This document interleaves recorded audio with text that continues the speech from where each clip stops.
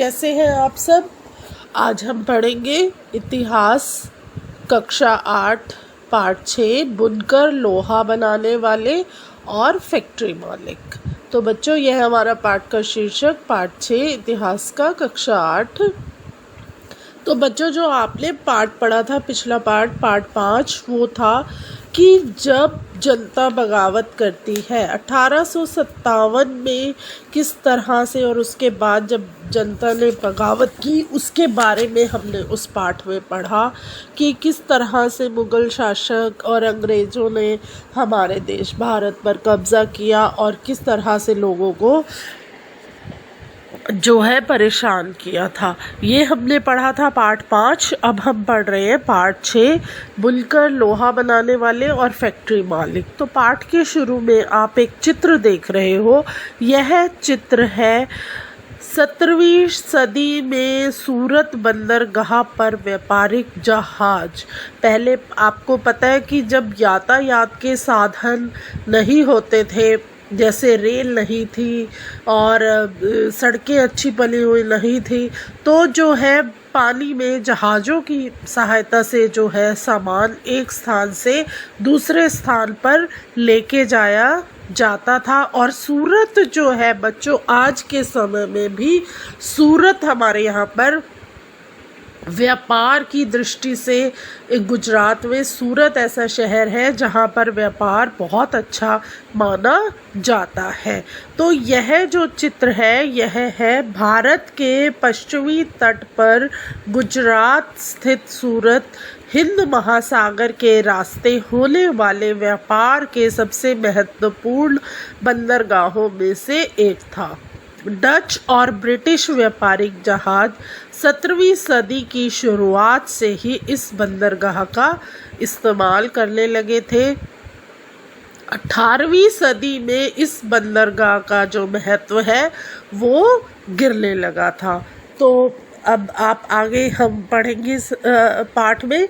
इस अध्याय में हम कपड़ा, लोहा व इस्पात उद्योग, इन दो उद्योगों का विशेष अध्ययन करते हुए देखेंगे कि किस तरह से ब्रिटिश शासन के अंतर्गत भारतीय कारीगर और उद्योग की क्या दशा हुई थी। आप पिछले पाठ में भी पढ़कर आए कि किस तरह से जो है ब्रिटिश शासन ने हमारे फैक्ट्रियों पर और हमारे जितने भी जो हाथ से काम करने वाले बुनकर थे, इनको किस तरह से जो है अपने कब्ज़े में अपने अधीन करा था और उनको कितना परेशान किया था। तो आज आप देखते हो कि आधुनिक विश्व में जो एक औद्योगिक क्रांति हुई है वो उसमें दो महत्वपूर्ण उद्योग हैं। वो कौन से महत्वपूर्ण उद्योग हैं?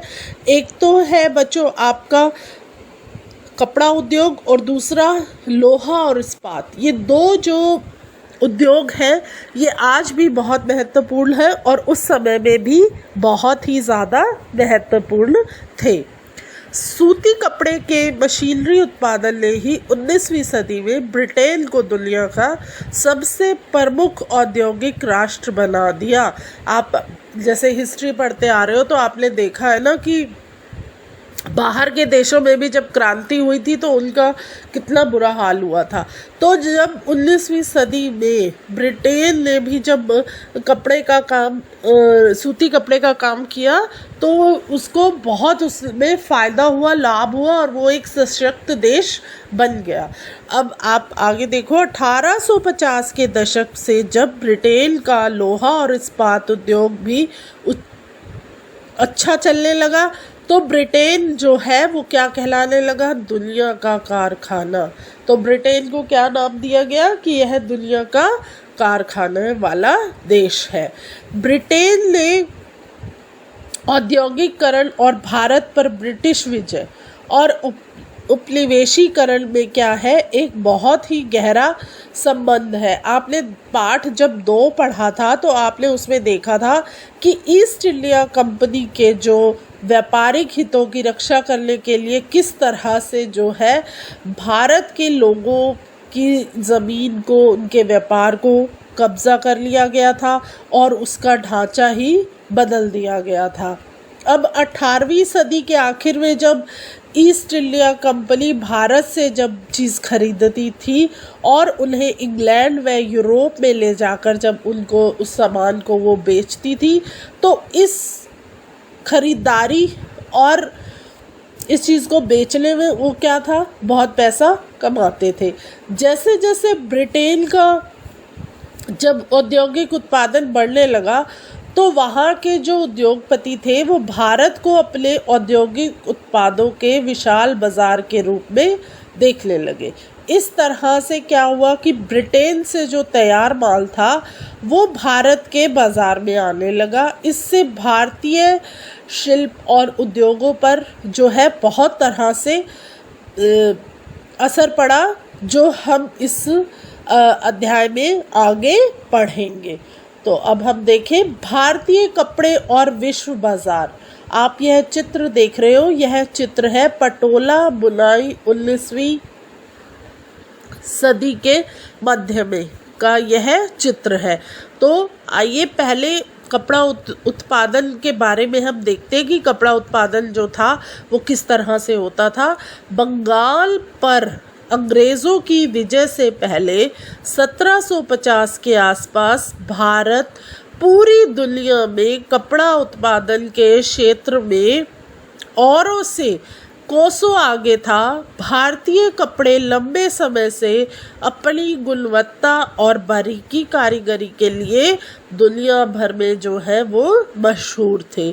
इसके लिए दक्षिण पूर्वी एशिया में कौन कौन से, जैसे जावा है, सुमित्रा है और पेनांग, तथा पश्चिम व मध्य एशिया में इन कपड़ों का जो है वो बहुत बड़ा भारी जो है वो व्यापार था। 16वीं सदी से ही क्या था, यूरोप की व्यापारिक कंपनियां यूरोप में बेचने के लिए क्या करती थी, भारतीय जो है वो कपड़े खरीदने लगी थी। इस फलते फूलते व्यापार और भारतीय बुनकरों के हुनर की यादें अंग्रेजी और अन्य भाषाओं के बहुत सारे शब्दों में आज भी जिंदा है। ऐसे शब्द की जड़ों को ढूंढना और उनके अर्थ जानना जो है वो क्या है, बहुत ही मज़ेदार और रोचक है। अब जैसे आपने यह चित्र देखा, यह चित्र था पटोला बुनाई। पटोला बुनाई क्या थी? पटोला बुनाई सूरत, अहमदाबाद और पाटन में होती थी और इंडोनेशिया में इस बुनाई का जो है वो क्या था, भारी बाजार था और वहाँ यह स्थानीय बुनाई परंपरा का एक हिस्सा बन चुकी थी। ये जो बुनाई थी वो कौन से हमारे यहाँ भारत में होती थी, सूरत, अहमदाबाद और पाटन में, और जो इसका एक बहुत बड़ा बाज़ार था वो कहाँ था, इंडोनेशिया में। अब देखो, शब्दों में इतिहास छिपा है, इसका क्या अर्थ है ये हम पढ़ते हैं। यूरोप के व्यापारियों ने भारत से आया बारीकी सूती कपड़ा सबसे पहले मौजूदा इराक के मोसुल शहर में अरब के व्यापारियों के पास देखा था। इसी आधार पर वे बारीक बुनाई वाले सभी कपड़ों को मसलिन, मलमल कहने लगे।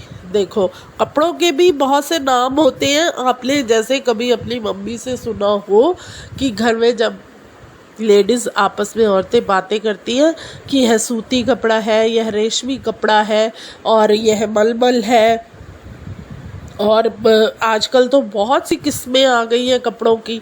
तो उस समय जो वो कपड़ा था, जो हमारे भारत का बारीक सूती कपड़ा और जो इराक में गया, उसको वहाँ के जब व्यापारियों ने पास से देखा तो उस कपड़े को क्या नाम दिया उन्होंने, मसलिन, मलमल। जल्दी ही यह शब्द खूब प्रचलित हो गया।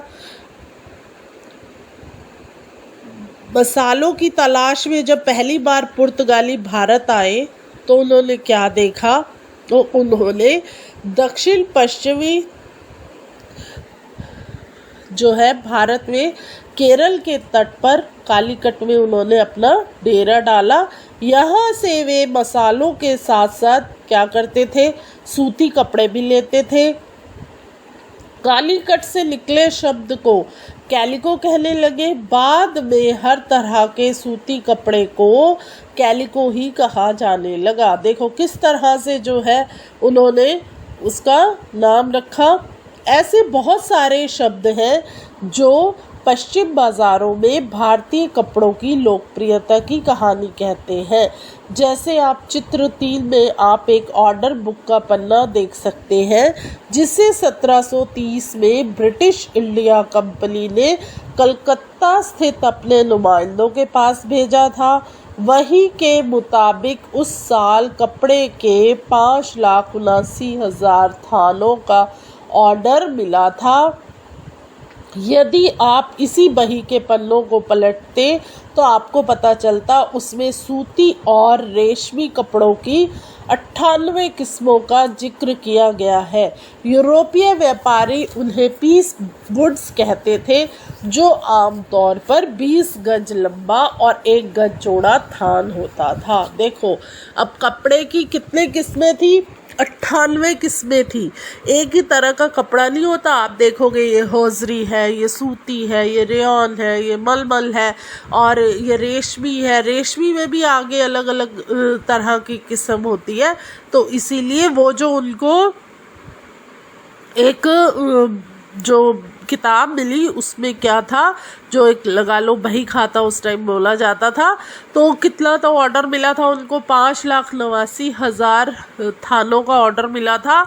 और जबकि उसमें सूती और रेशमी कपड़ों की कितनी किस्मों का जो है जिक्र था, वो था 98 किस्म। अब आप यह चित्र 3 देख रहे हो।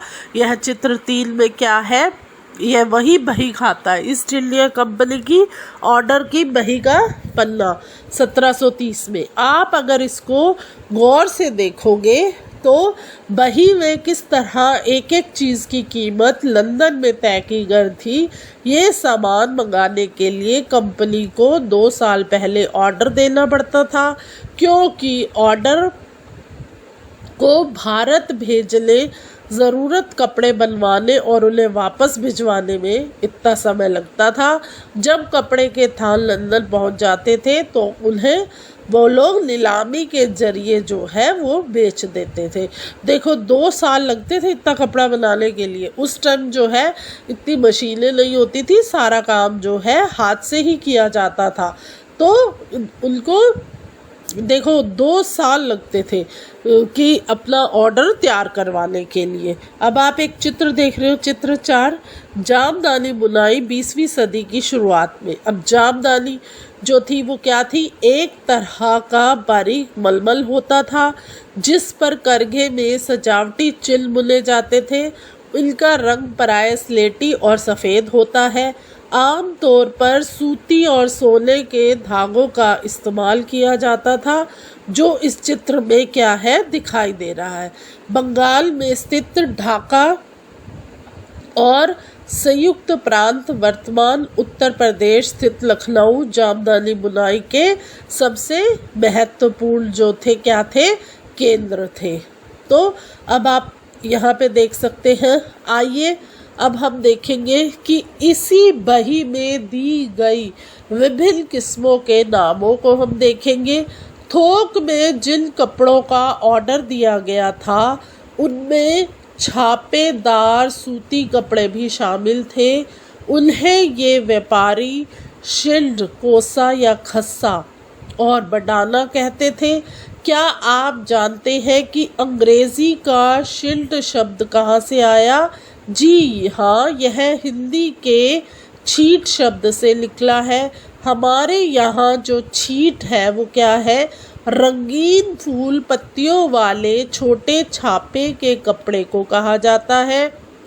1680 के दशक तक इंग्लैंड और यूरोप में छापेदार जो है वो भारतीय सूती कपड़े की क्या है एक ज़बरदस्त मांग जो है वो पैदा हो गई थी।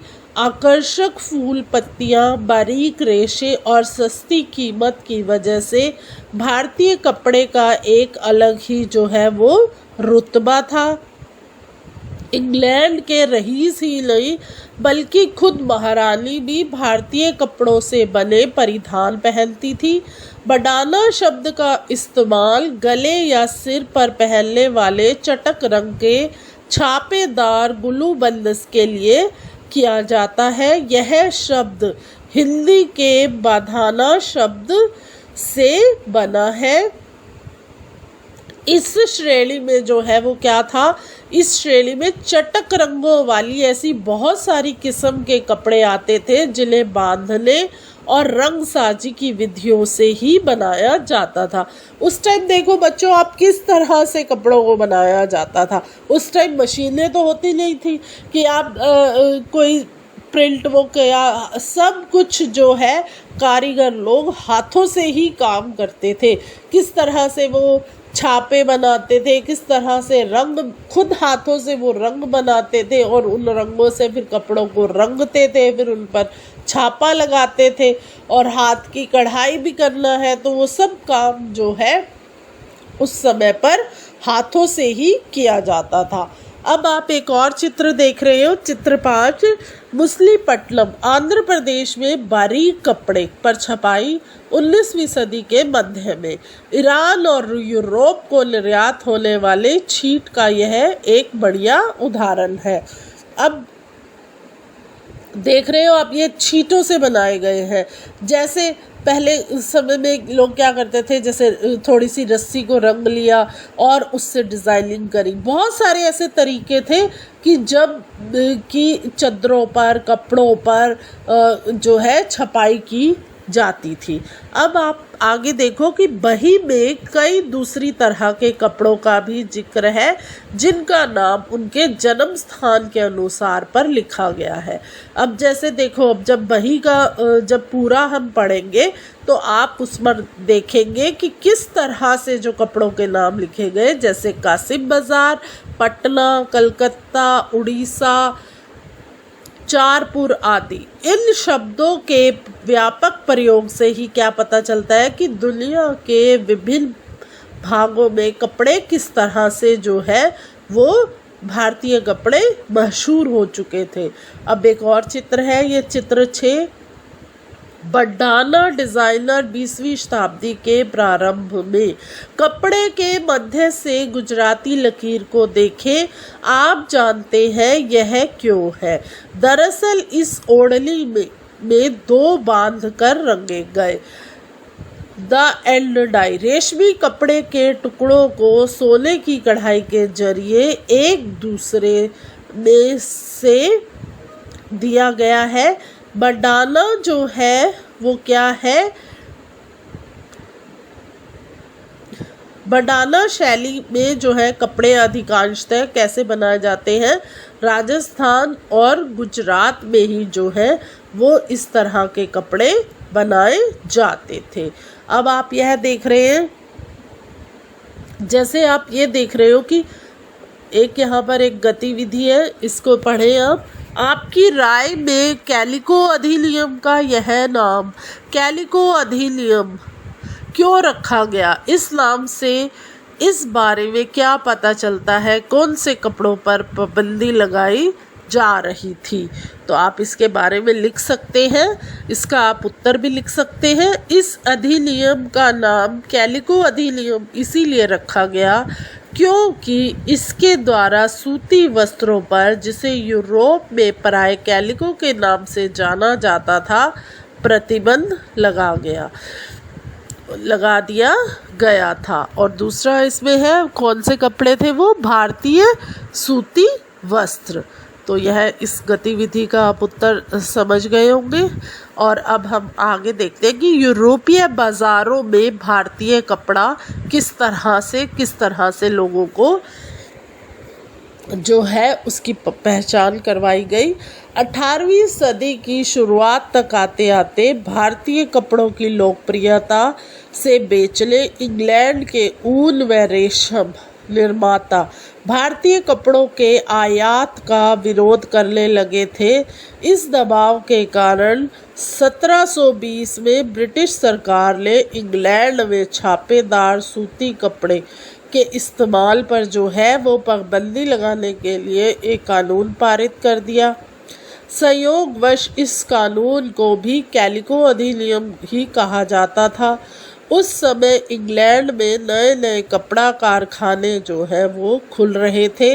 भारतीय कपड़ों के सामने लाचार अंग्रेज कपड़ा उत्पादक अपने देश में भारतीय कपड़ों के प्रवेश पर पूरी पाबंदी चाहते थे, ताकि पूरे इंग्लैंड में केवल उन्हीं का कपड़ा बिके। इस क्रम में इंग्लैंड की सरकार ने सबसे पहले कैलिको छपाई उद्योग को ही सरकारी संरक्षण में विकसित किया।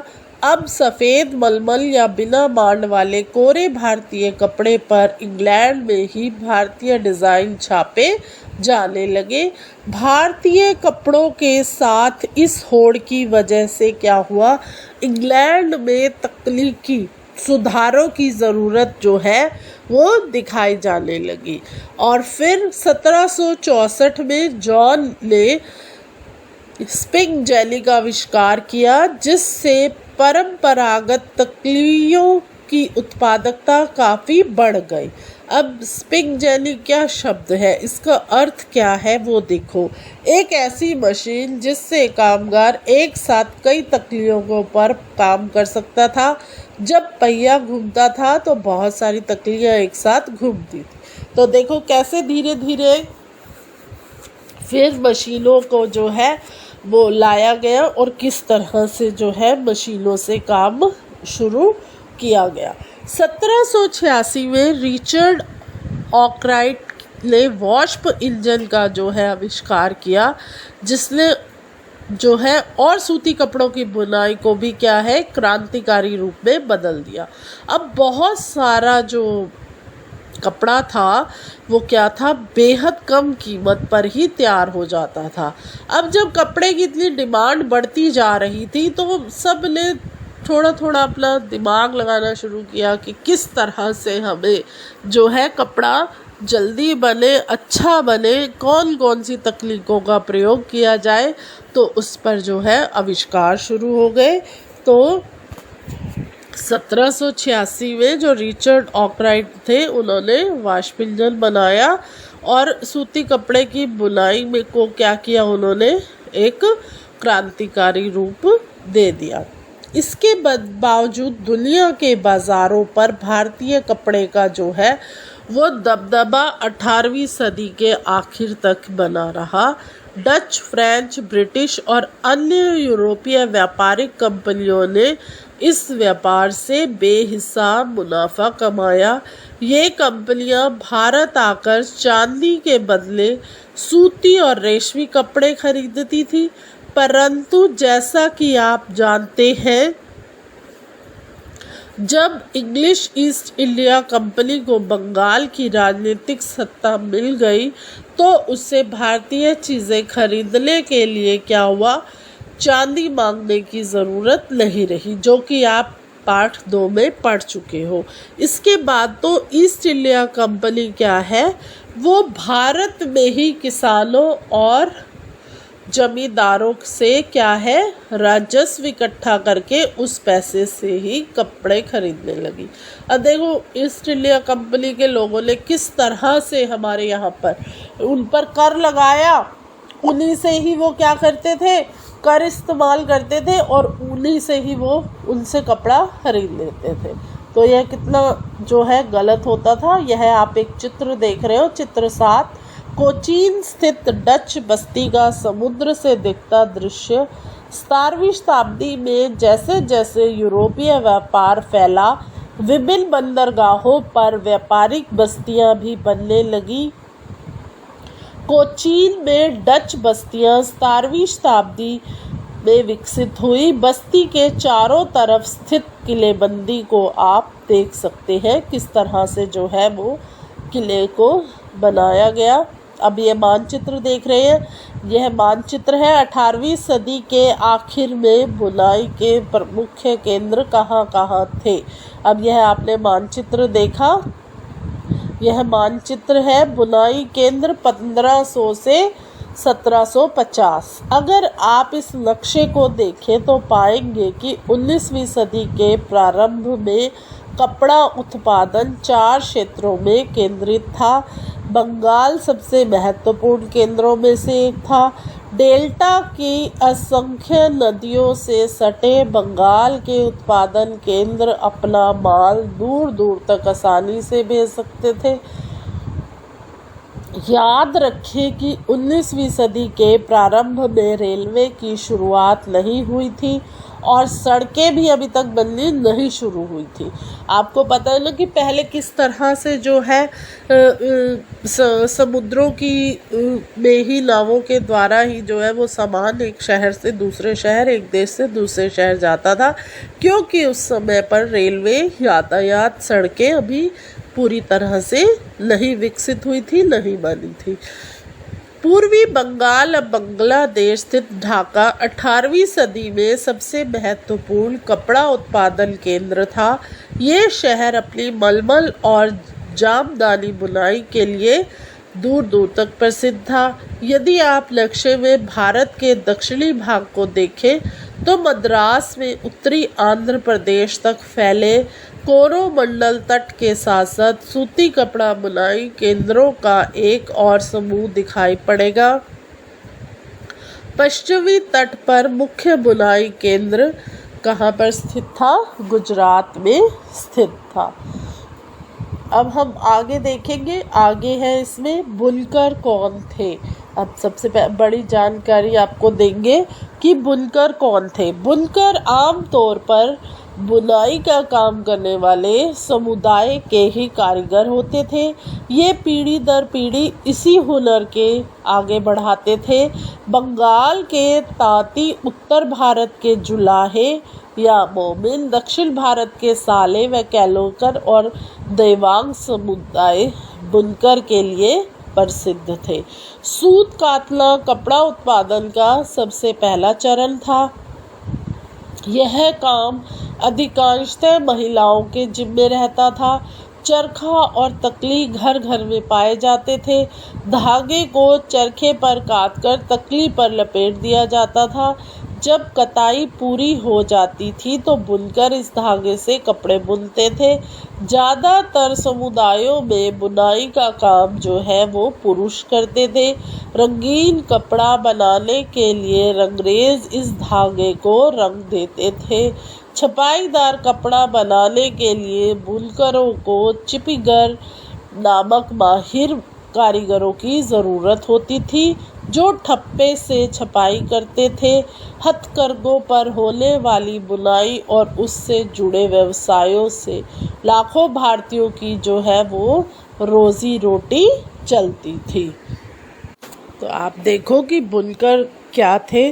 बुनकर वो कारीगर होते थे जो कपड़े की बुनाई का काम करके और कपड़े को तैयार करते थे। और ये बुनकर जो थे ये पीढ़ी दर पीढ़ी इसी हुनर को बढ़ाते थे। सबको कपड़ा बुनना नहीं आता था। बहुत कम लोग थे जिनको जो है कपड़ों की बुनाई करना आता था। और जो लोग कपड़ा बुनते थे वह कौन थे? यह थे बंगाल के तांती, उत्तर भारत के जुलाहे या मोमिन, और दक्षिण भारत के कौन थे? ये साले व कालेकोल और देवांग समुदाय के लोग ही जो थे वो इस कारीगरी में प्रसिद्ध थे। सूती जो कपड़ा था वो क्या था? हमारे कपड़ा उत्पादन का सबसे पहला जो है चरण था। और यह काम बहुत सी औरतें ज़्यादातर करती थी, क्योंकि औरतें जो है हर घर में उस समय पर बच्चों चरखा होता था जिस पर जो है औरतें कपड़े की कताई बुनाई करती रहती थी। अब आप एक जैसे यह चित्र देख रहे हो, यह चित्र है नोच, बंगाल का एक तांती बुनकर जो बेल्जियम चित्रकार सोलवेंसी द्वारा बनाया था 1790 के दशक में। तो इस चित्र में क्या है कि तांती बुनकर जो है वो गड्ढे वाले करघे में काम कर रहा है। क्या आप जानते हैं कि गड्ढे वाला करघा क्या होता है? अब पहले आप यह देखिए कि गड्ढे वाला करघा क्या है। फिर आप यहाँ पर एक और शब्द देख रहे हैं, और रंग फारसी भाषा में जो गोदाम का औरंग कहा जाता है, वहाँ बिक्री से पहले जो है वो चीज़ों को जमा किया जाता है। वर्कशॉप के लिए भी यह शब्द जो है इस्तेमाल होता है, जहाँ पर चीज़ों को इकट्ठा कर रखा जाता है। अब हम देखेंगे भारतीय कपड़े का पतन। ब्रिटेन में सूती कपड़ा उद्योग के विकास में भारतीय कपड़ा उत्पादकों पर कई तरह से असर पड़ा। पहला, अब भारतीय कपड़े को यूरोप और अमेरिका के बाज़ारों में ब्रिटिश उद्योगों में बने कपड़े से मुकाबला करना पड़ता था।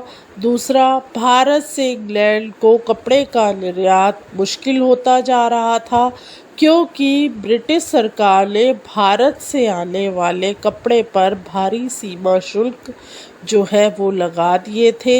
इंग्लैंड में बने सूती कपड़े ने 19वीं सदी की शुरुआत तक भारतीय कपड़े को अफ्रीका, अमेरिका और यूरोप के जो है परंपरागत बाज़ारों से बाहर निकाल दिया था।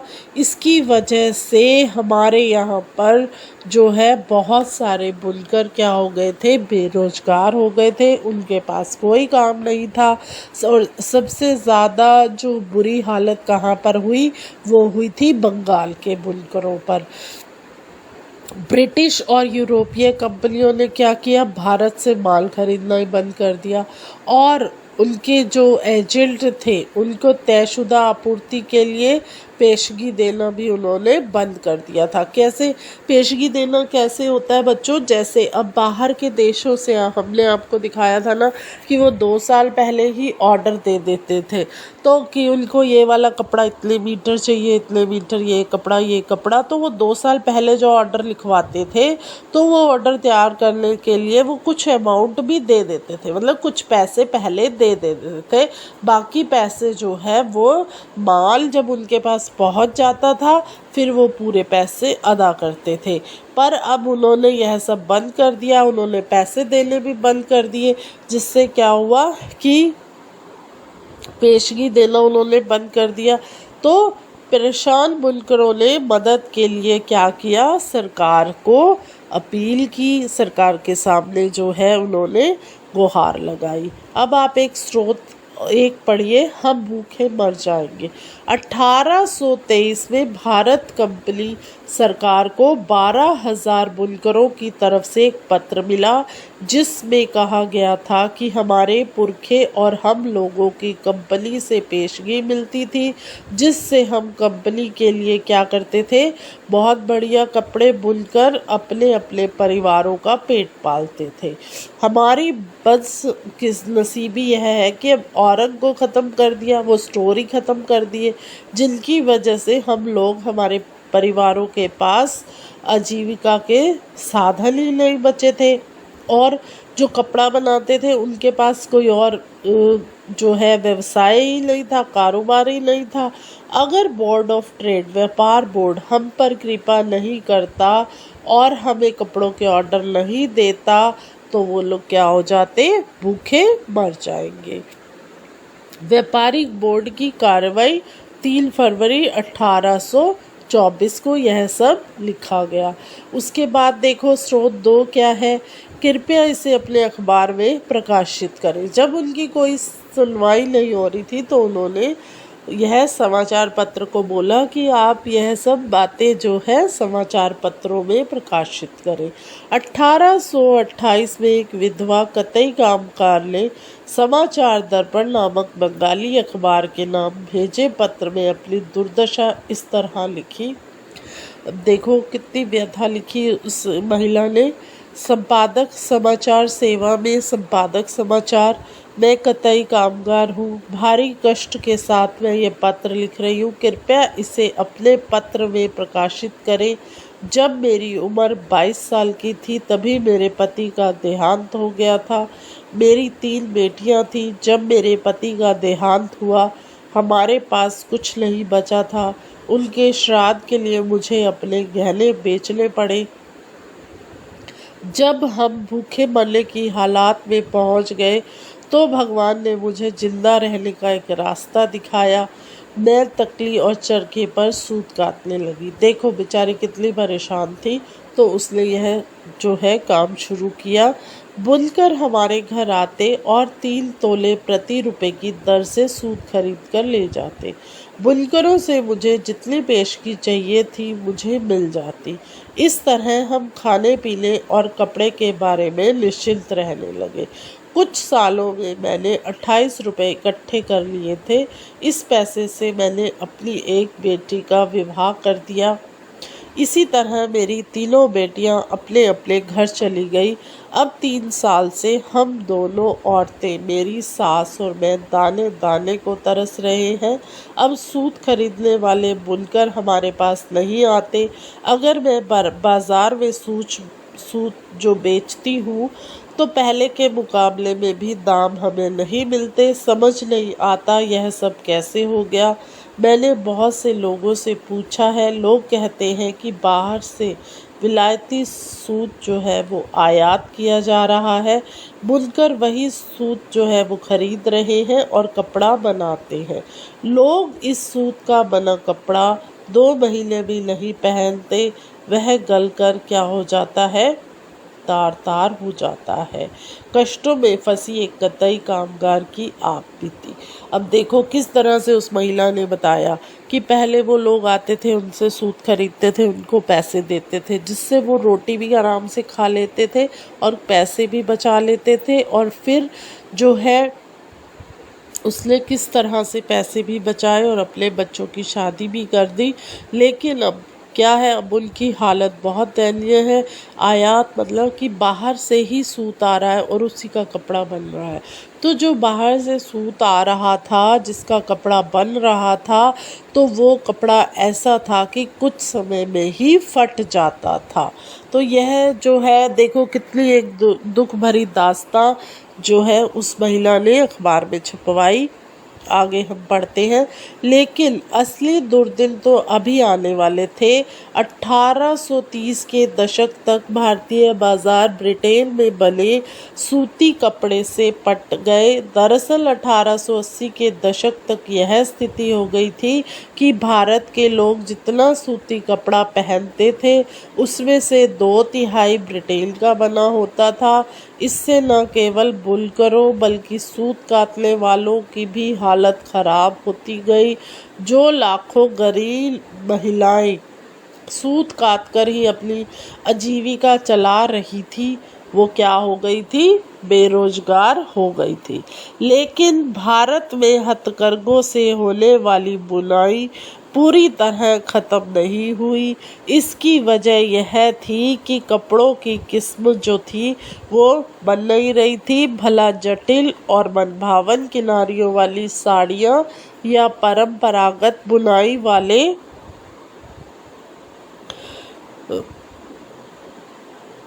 कपड़े मशीनों पर कैसे बन सकते थे। इन कपड़े की न केवल रईसों के बीच बल्कि मध्यम वर्ग के लोगों के बीच में भी इनकी बहुत डिमांड थी, मांग थी। और न ही ब्रिटेन के कपड़ा मिलों में वह बेहद मोटा कपड़ा बनता था जिससे भारतीय गरीब पहनते थे। अब देखो कपड़े भी किस तरह से उन लोगों ने अपने उसमें कर लिए और लोग किस तरह से जो है बेरोजगार हो गए। अब यहाँ पर आप एक गतिविधि देख रहे हैं। स्रोत 1 और स्रोत 2 को देखें। अर्जी भेजने वाले ने अपनी भुखमरी के लिए किन किन परिस्थितियों को जिम्मेदार बताया है। तो अब आप इसके बारे में लिख सकते हैं कि एक, ये लोग कतई कामगार हैं तथा किसी अन्य पेशे के बारे में कुछ भी नहीं जानते। न केवल उनके पूर्वज बल्कि वे ही कंपनी से पेशगी की रकम प्राप्त करते थे जिसे रोक दिया गया, औरंगाबाद कर दिया गया। अब सूत खरीदने वाले बुनकर इनके घर नहीं आते। अगर ये अपनी सूत बाजार में बेचते हैं तो पहले के मुकाबले अब इन्हें क्या है, 1/4 दाम भी नहीं मिलता। तो ये आप इसके उत्तर में लिख सकते हैं। अब आप आगे देखेंगे। अपने पश्चिमी भारत में स्थित शोलापुर और दक्षिणी भारत में स्थित मुंद्रा का जिक्र जरूर सुना होगा। ये शहर 19वीं सदी के आखिर में बुनकर के नए महत्वपूर्ण केंद्र बनकर सामने आए। बाद में राष्ट्रीय आंदोलन के दौरान महात्मा गांधी ने भी लोगों से आह्वान किया कि वे आयातित कपड़ों का बहिष्कार करें और हाथ से कते सूती और हाथ से बुने कपड़े ही पहने। इस तरह जो है वो क्या हुआ, खादी राष्ट्रवाद का प्रतीक बनती चली गई। चरखा जो है वो क्या हुआ, भारत की पहचान बन गया। 1931 में उसे भारतीय राष्ट्रीय कांग्रेस के तिरंगे झंडे के बीच पट्टी वाली जगह दी गई। आइए देखें कि आजीविका के साधन गंवा चुके बुनकरों और सूत कातने वालों का क्या हुआ। उनमें से जो लोग थे वो क्या हुआ, कुछ तो खेतीहर मजदूर बन गए, कुछ काम की तलाश में शहरों में चले गए और बहुत सारे देश से बाहर अफ्रीका व अमेरिका के बागानों में काम करने के लिए चले गए। इनमें से जो कुछ थे हथकरघा बुनकर को बम्बई, अब मुंबई जिसको हम कहते हैं, अहमदाबाद, शोलापुर, नागपुर और कानपुर में खुले नए कपड़ों की कारखानों में जो है उनको नौकरी मिल गई। तो देखो लोग किस तरह से जो उनका एक पेशा था, जो एक बुनकर थे, जो पीढ़ी दर पीढ़ी कपड़े बनाने का काम कर रहे थे, जब उनके साथ ये सब हुआ तो किस तरह से वो अपने देश को छोड़कर दूसरे देशों में काम करने के लिए चले गए, फैक्ट्रियों में काम करने के लिए मजबूर हो गए और इसके साथ साथ खेती करने लग गए। तो देखो कितना एक जो है उनके जीवन में भारी बदलाव हुआ, सिर्फ ये कि जब जो ब्रिटिश सरकार थी उसने अपने फैसलों को बुनकरों पर थोपा तो बहुत बड़ा बदलाव हुआ। अब आप आगे देख सकते हो, सूती कपड़ा मिलों का उदय। भारत में पहली सूती कपड़ा मिल 1854 में बम्बई में स्थापित हुई। यह कतई मिल थी 19वीं सदी की शुरुआत से ही भारत से इंग्लैंड और चीन को होने वाले कच्चे कपास के निर्यात के लिए बम्बई क्या था, एक बहुत ही महत्वपूर्ण बंदरगाह बन चुका था। बम्बई जो है वो पश्चिमी भारत की काली मिट्टी वाली उस विशाल पट्टी से जो है बहुत पास था जहाँ पर कपास की खेती की जाती थी। जब वहाँ सूती कपड़ा मिलों की स्थापना हुई तो उन्हें कच्चा माल जो है वहाँ से आसानी से मिल जाने लगा। अब जैसे आप यह चित्र 10 देख रहे हो, एक कपास कारखाने में काम करती मजदूर महिलाएं। सन 1900 के लगभग राजा दीनदयाल द्वारा लिया गया यह चित्र। किस तरह से देखो ये करघे पर जो है मजदूर काम कर रहे हैं। कतई विभाग में ज़्यादातर मजदूर जो थे कपड़ा काटने का, जहाँ सूत काटने का जहाँ पर काम किया जाता था वहाँ पर सबसे ज़्यादा महिलाएं होती थी, जबकि बुनकर विभाग में पुरुष होते थे। तो अब आपने यह देख लिया। अब आप एक आगे देखेंगे, प्रगलन। चट्टान या मिट्टी को बहुत ऊंचे तापमान पर गर्म करके धातु तैयार करना या धातु की बनी चीज़ों को पिघलाने की प्रक्रिया जिसमें नई चीज़ें बनाई जा सकती हैं। अब आप देख सकते हैं कि जैसे 1900 तक आते आते बम्बई में 84 कपड़ा मिलें बन चुकी थी और चालू हो गई थी। उनमें जो थी बहुत सारी मिलें जो थी वो क्या थी, पारसी और गुजराती व्यापारियों ने खोली थी और जो चीन के साथ व्यापार करके बहुत सारा पैसा उन लोगों ने कमा लिया था। इस दौरान जो है दूसरे शहरों में भी कई तरह के कारखाने खोले गए। अहमदाबाद में पहला कारखाना 1861 में खुला। अगले ही साल संयुक्त प्रांत स्थित कानपुर में भी एक कारखाना खुल गया। सूती कपड़ा मिलों की बड़ी संख्या के कारण मजदूरों की मांग भी बढ़ने लगी। हजारों गरीब जो काश्तकार थे, दस्तकार और खेती हर कामगार जो थे, वो क्या है कारखानों में काम करने के लिए गांव को छोड़कर शहरों की ओर जाने लगे। और प्रारंभिक कुछ दशकों के दौरान भारतीय कपड़ा कारखाने को जो है बहुत सारी परेशानियों से जूझना पड़ा। सबसे पहली समस्या तो यह थी कि इस उद्योग को ब्रिटेन से आए सस्ते कपड़ों का जो है मुकाबला करना पड़ा। ज़्यादातर देशों में सरकारें क्या करती थी, आयातित वस्तुओं पर सीमा शुल्क लगाकर अपने देश में औद्योगिकीकरण को बढ़ावा देती थी।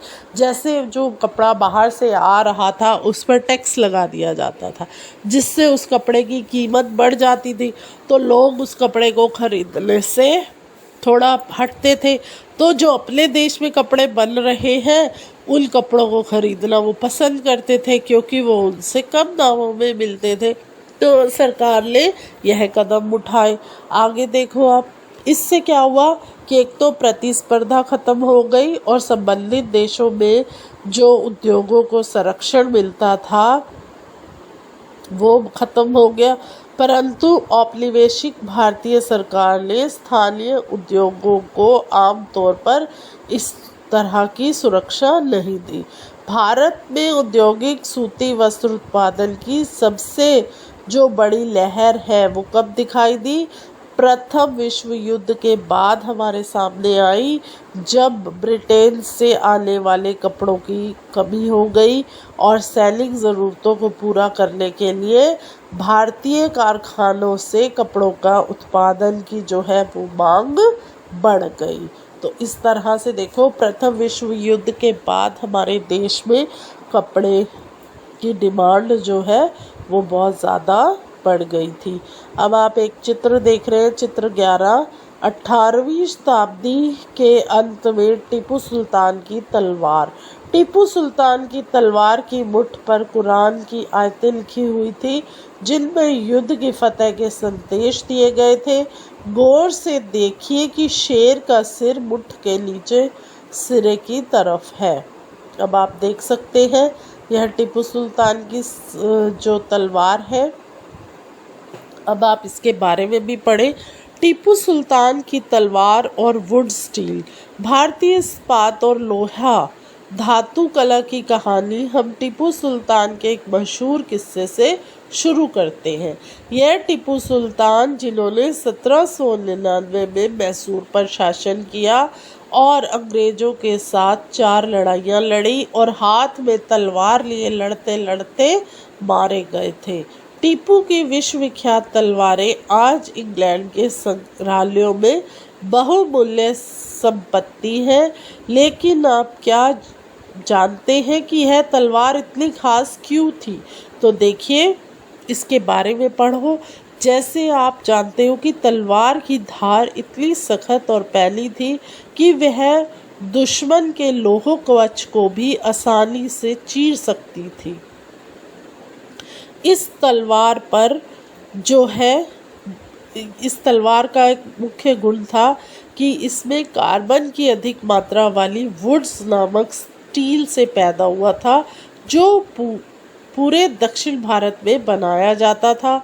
इस वुड स्टील की तलवार जो है वो बहुत पैनी और कैसी थी, लहरदार होती थी। इनकी यह बनावट लोहे में गड़े कार्बन के बेहद सूक्ष्म कणों से पैदा होती थी।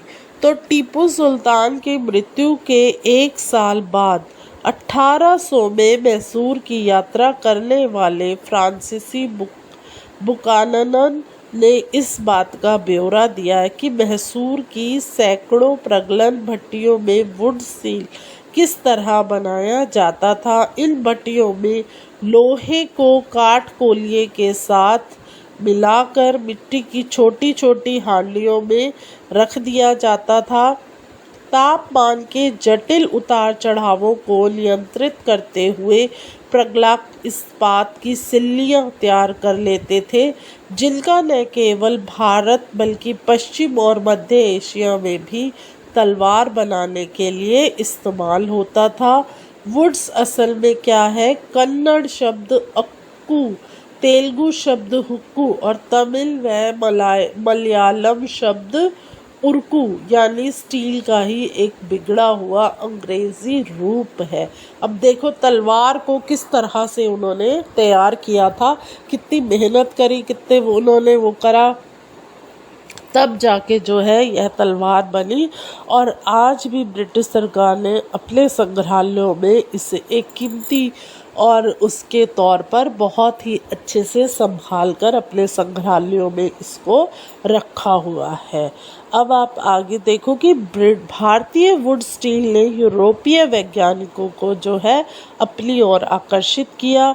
विश्व ख्यात वैज्ञानिक और बिजली व विद्युत चुंबकीय का आविष्कार करने वाले माइकल फैराडे ने भारतीय वुड स्टील की विशेषताओं का 4 साल 1818 से 22 तक अध्ययन किया, परंतु दक्षिण भारत में इतनी प्रचलित वुड स्टील निर्माण प्रक्रिया जो थी वो 19वीं सदी के मध्य तक आते आते पूरी तरह लुप्त हो चुकी थी।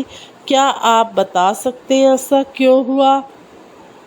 भारत पर अंग्रेज़ों की जीत के साथ ही यहाँ का तलवार और हथियार उद्योग जो है वो समाप्त हो गया और भारतीय कारीगरों द्वारा बनाए गए लोहे और इस्पात का स्थान जो है वो इंग्लैंड से आए हुए लोहे और इस्पात ने ले लिया। पहले देखो कपड़ों के बारे में ऐसा हुआ और अब लोहा और इस्पात में भी यही सब हो गया। अब यहाँ पर आप एक गतिविधि देख रहे हैं।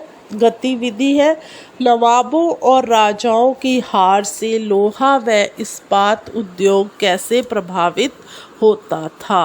तो अब आप इसका उत्तर लिखें।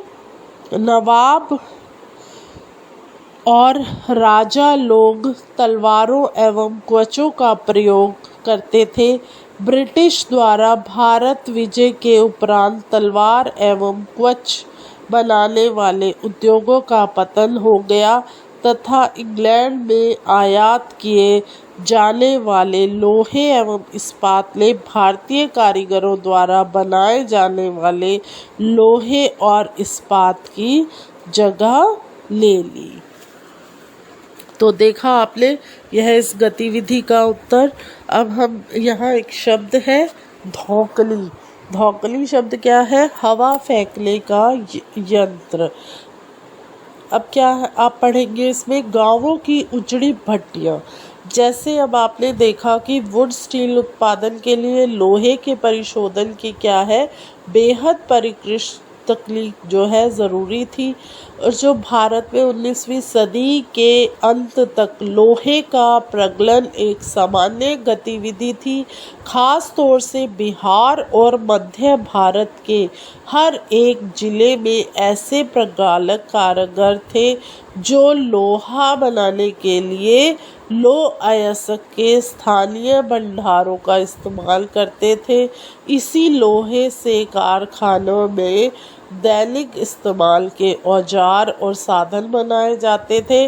ज़्यादातर भट्टियाँ मिट्टी और धूप में सुखाई गई ईंटों से बनी होती थी।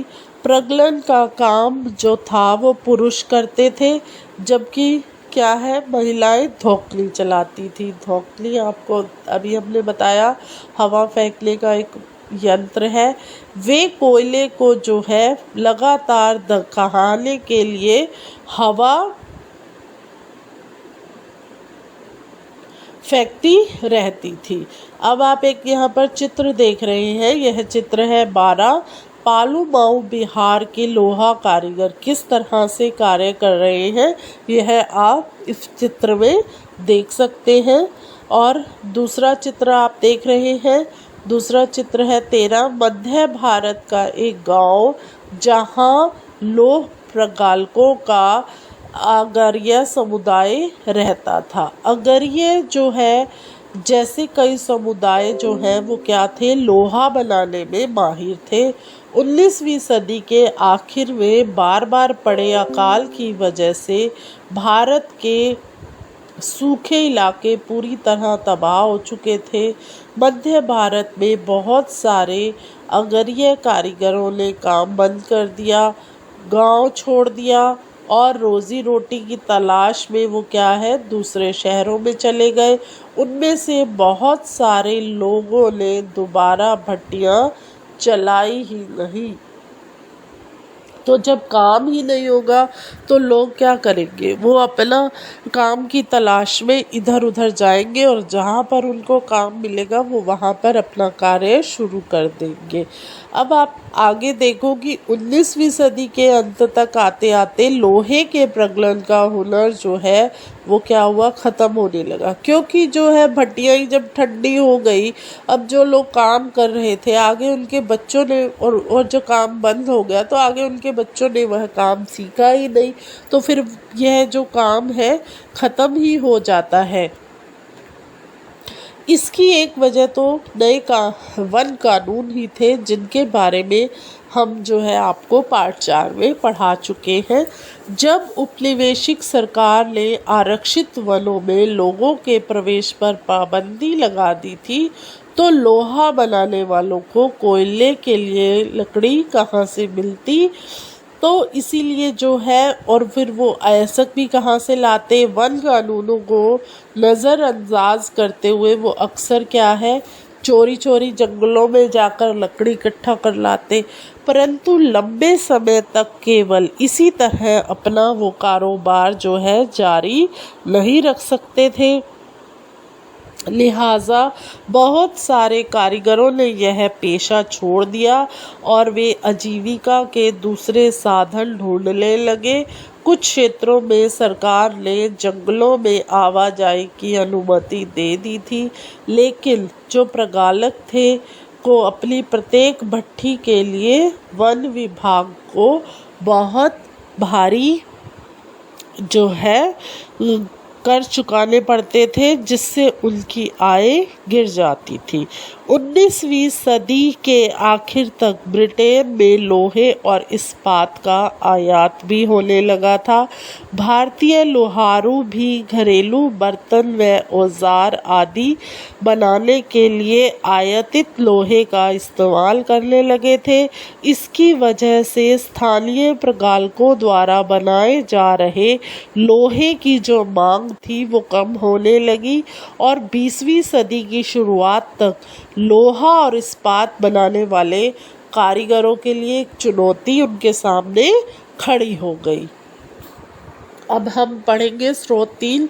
इसमें क्या है, एक व्यापक उद्योग प्राणी जो है वो क्या है, विज्ञान सर्वेक्षण विभाग की एक रिपोर्ट के अनुसार एक ज़माने में लोहा प्रगलन भारत का जो है बहुत व्यापक उद्योग था और सिंधु, गंगा व ब्रह्मपुत्र के विशाल बलुआ मैदानों के अलावा शायद ही कोई ऐसा जिला था जहां धातु मल न दिखाई देता हो।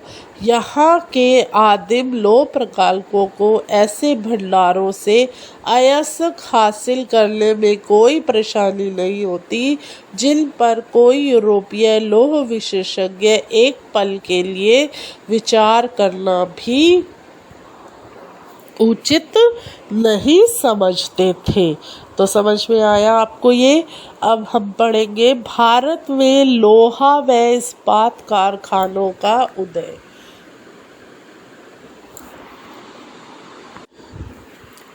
भारत में लोहा और इस्पात कारखानों का उदय, तो आप इसमें देखो पहले, जैसे यहाँ पर एक साइड में है धातु मल। धातु को गलाने से पैदा होने वाला कचरा क्या कहलाता है, धातु मल।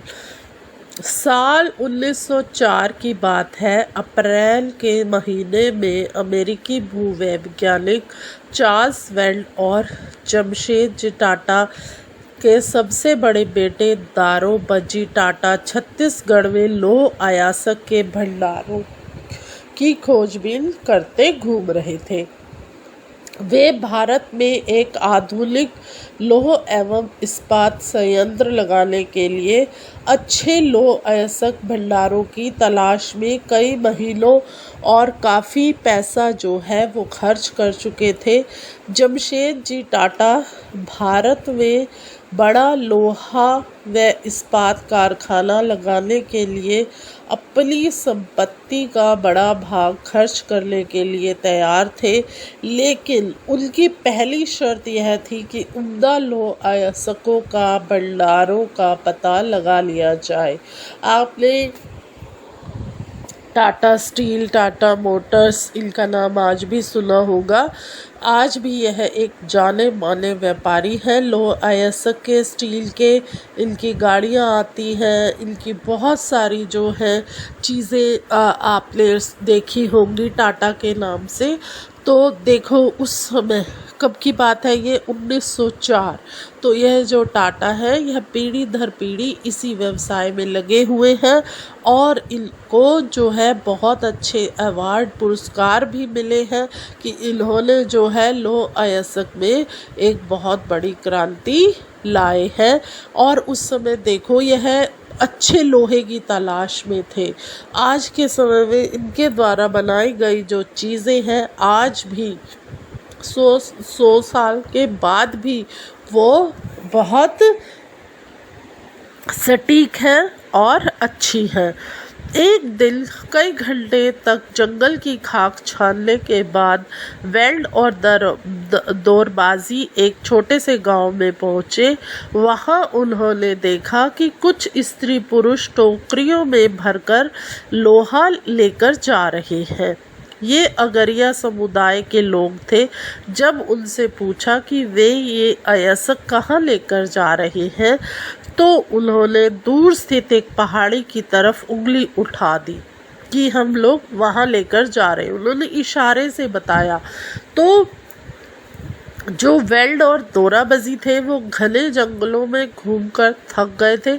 उसके बाद भी वो क्या है उस पहाड़ी पर पहुँचे।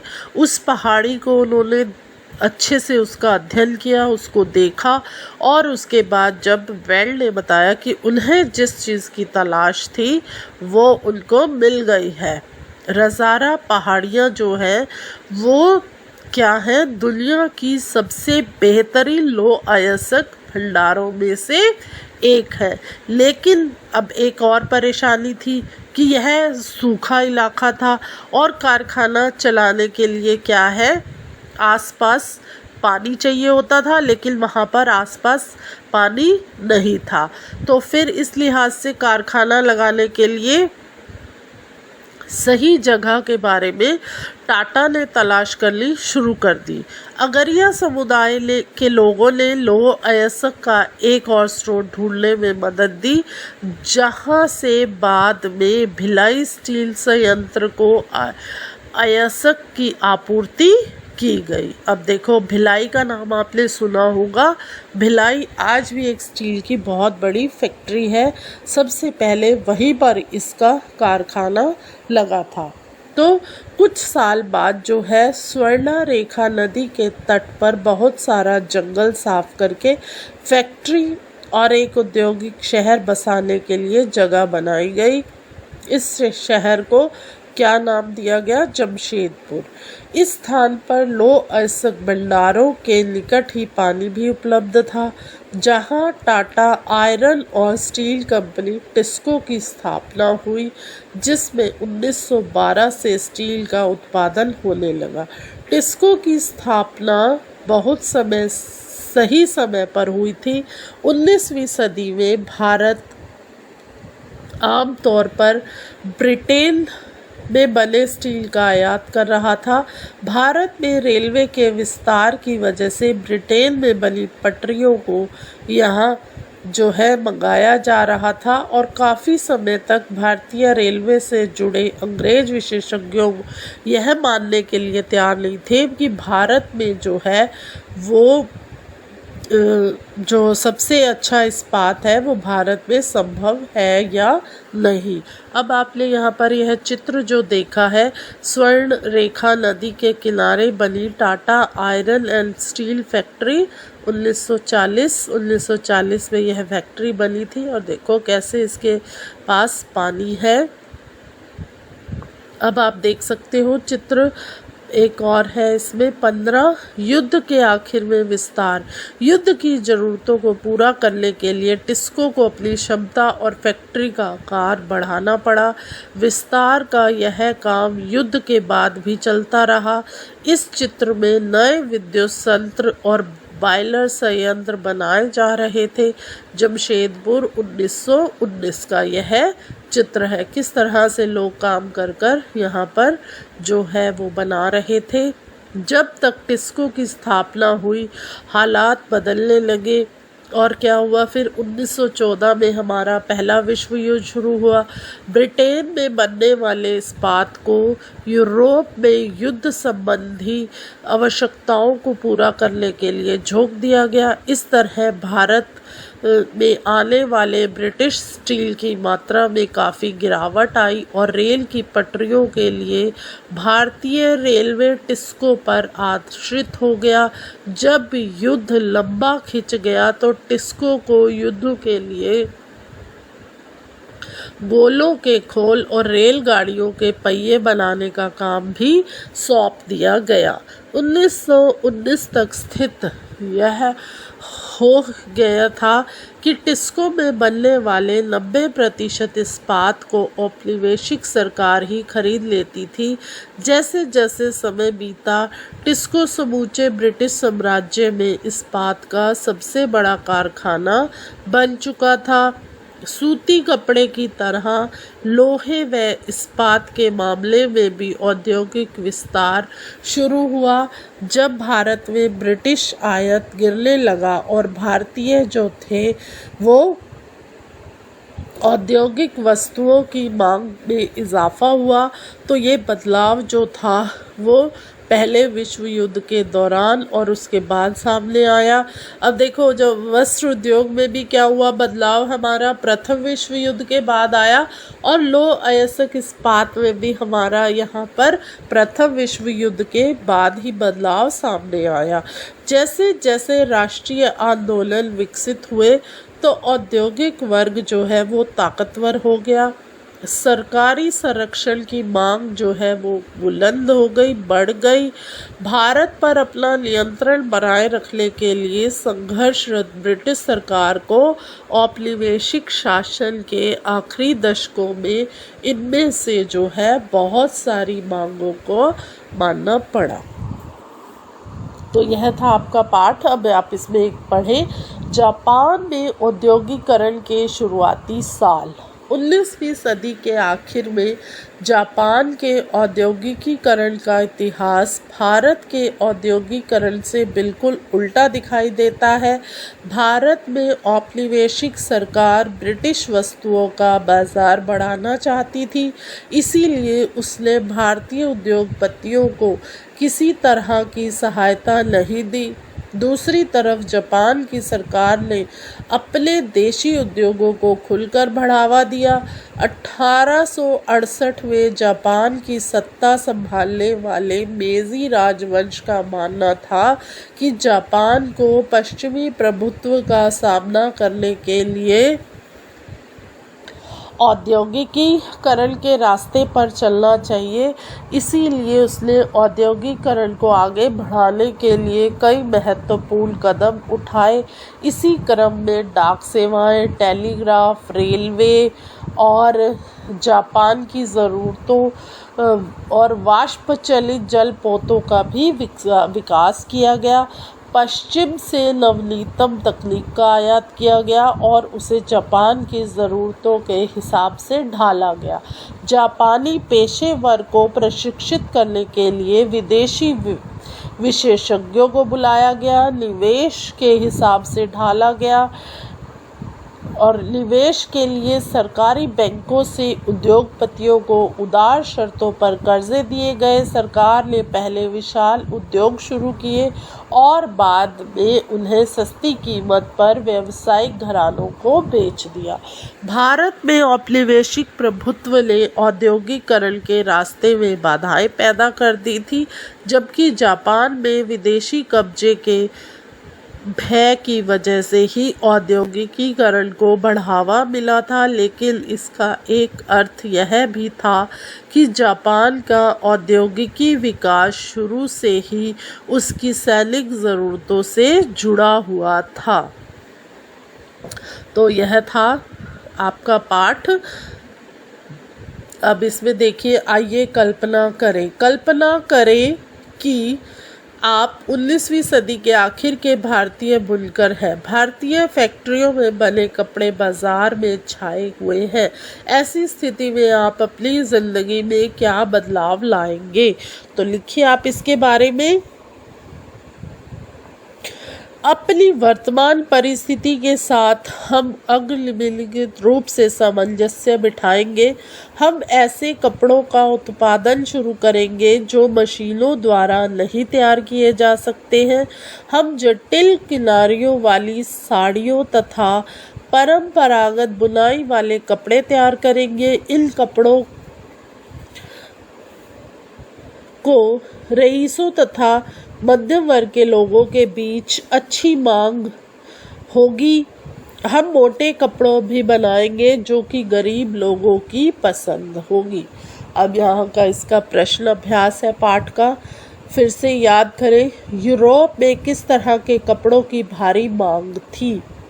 तो आप इसके बारे में लिखें। मलमल, कैलिको, स्टिंज, कोसा, बडाना, जामदानी।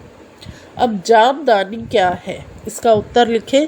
जामदानी प्रायः स्लेटी और सफ़ेद रंग का बारीक मलमल होता है जिस पर करघे में सजावटी चिन्ह बुने जाते हैं। इसकी बुनाई के लिए आम तौर पर सूती और सोने के धागे का इस्तेमाल किया जाता है। फिर आप प्रश्न आगे देखेंगे, बडाना क्या है? बडाना, इसका उत्तर लिखें आप। बडाना शब्द का प्रयोग गले या सिर पर पहनने वाले किसी चटक रंग के छापेदार गुलूबंद के लिए किया जाता था। अब आप देखें आगे, अगरिया कौन होते हैं? इसका उत्तर लिखिए। अगरिया लोहा बनाने वाले लोगों का एक समुदाय था। ये लोग लोहा गलाने की कला में निपुण थे। अब हम अगला प्रश्न देखेंगे। अगला प्रश्न है, रिक्त स्थान भरें। अंग्रेजों का स्टिंज शब्द हिंदी के डैश शब्द से निकला है। तो इसका उत्तर है बच्चों, लिखें आप। अंग्रेजी का स्टिंज शब्द हिंदी के छीट शब्द से निकला है। दूसरा रिक्त स्थान देखो, टीपू की तलवार डैश स्टील से बनी थी। तो टीपू की तलवार वुड स्टील से बनी थी। फिर अगला रिक्त स्थान देखो, भारत का कपड़ा निर्यात डैश सदी में गिरने लगा। तो अब आप इसका उत्तर लिखें। भारत का कपड़ा निर्यात 19वीं सदी में गिरने लगा। आइए विचार करें। अब आप देखो, विभिन्न कपड़ों के नाम से उनके इतिहास के बारे में क्या पता चलता है? तो अब आप इसका उत्तर लिखें। मुस्लिन, मलमल। यूरोप के व्यापारियों ने भारत से आया बारीक सूती कपड़े को सबसे पहले मौजूदा इराक के मोसुल शहर में अरब व्यापारियों के पास देखा था। अतः वह बारीक बुनाई वाले सभी कपड़ों को मसलिन या मलमल कहने लगे। फिर आप आगे देखो, आगे है कैलिको। मसालों की तलाश में जब पहली बार पुर्तगाली भारत आए तो उन्होंने दक्षिण पश्चिम भारत में केरल के तट पर कालीकट में डेरा डाला। यहाँ से वे मसालों के साथ साथ सूती कपड़ों को भी ले गए। कालीकट से जुड़े होने के आधार पर वे इस कपड़े को कैलिको कहने लगे। बाद में प्रायः सभी प्रकार के सूती कपड़ों को कैलिको कहा जाने लगा। शिल्टज यह हिंदी के शब्द छींट से निकला था। बढ़ाना, यह शब्द भी हिंदी के शब्द बांधना से निकला था। अब प्रश्न 7 देखो, इंग्लैंड के ऊन और रेशम उत्पादकों ने 18वीं सदी की शुरुआत में भारत से आयात होने वाले कपड़ों का विरोध क्यों किया था? इसका उत्तर है, इस समय इंग्लैंड में कपड़ा उद्योग के विकास की शुरुआत की गई हुई थी। भारतीय वस्त्रों से प्रतियोगिता में असक्षम होने के कारण ब्रिटिश उत्पादक अपने देश में भारतीय वस्त्रों पर प्रतिबंध लगाकर अपने लिए बाजार सुनिश्चित कर चाहते थे। अतः 18वीं सदी के आते आते भारतीय वस्त्रों की लोकप्रियता से चिंतित ब्रिटिश ऊन तथा रेशम उत्पादकों ने भारतीय वस्त्रों के आयात का विरोध करना शुरू कर दिया। 1720 में ब्रिटिश सरकार ने एक कानून लगाकर छपाई वाले सूती वस्त्र अर्थात शिटिल्ज के बारे में रोक लगा दी। इस अधिनियम को कैलिको अधिनियम के नाम से जाना गया।